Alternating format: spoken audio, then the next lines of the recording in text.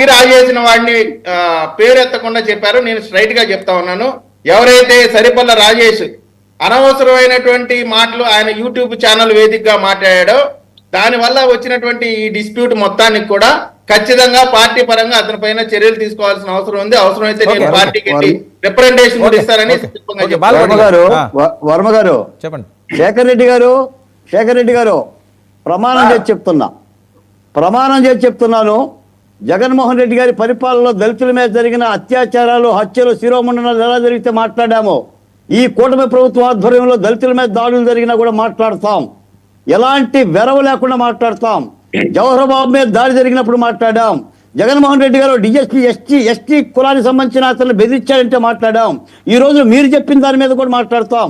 తప్పనిసరిగా మా జాతుల కోసం మాట్లాడి తీరుతాం. అది ముఖ్యమంత్రితో మాట్లాడతాం, పవన్ కళ్యాణ్తో మాట్లాడతాం, అవసరమైతే ఉద్యమించి కూడా మాట్లాడతాను మాత్రం హామీ ఇస్తున్నాను. ఓకే, ఇంత పెద్ద లిస్ట్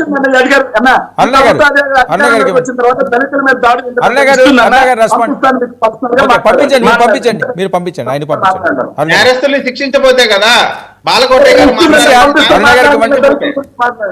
అరుణ గారు.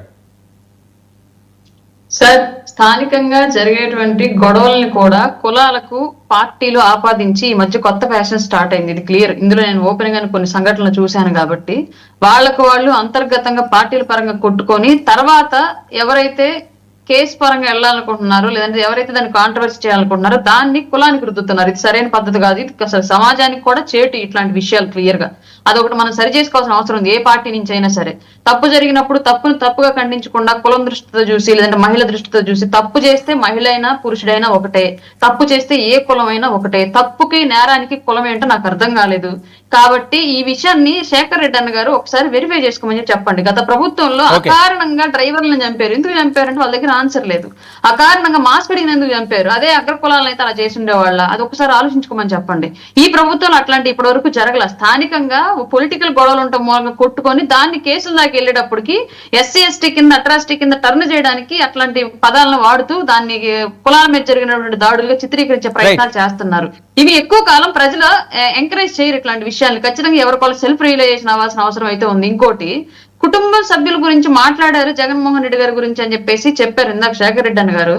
అసలు క్లియర్ గా వైఎస్ సునీతమ్మ గారే వాళ్ళ కుటుంబం విషయం బయటకు తీసుకొచ్చి పెట్టి జగన్మోహన్ రెడ్డి గారి గురించి, అవినాష్ రెడ్డి గారి గురించి ప్రెస్ మీట్లు పెట్టింది. ఆవిడ మా కుటుంబాలకు సంబంధించిన వ్యక్తి కాదు, జగన్మోహన్ రెడ్డి గారి కుటుంబానికి సంబంధించిన వ్యక్తి. అలాగే షర్మిలారెడ్డి గారే సాక్షాత్తు ప్రెస్ మీట్ పెట్టి మరి వాళ్ళ అన్న చేస్తున్నటువంటి విషయాలను క్లియర్ గా చెప్పింది. విజయమ్మ మీద షర్మిలారెడ్డి గారి మీద కోర్టుకు వెళ్ళింది కూడా, ట్రిబ్యునల్ లో వేసింది కూడా జగన్మోహన్ రెడ్డి అని చెప్పేసి వాళ్ళ కుటుంబ సభ్యులే చెప్పారు.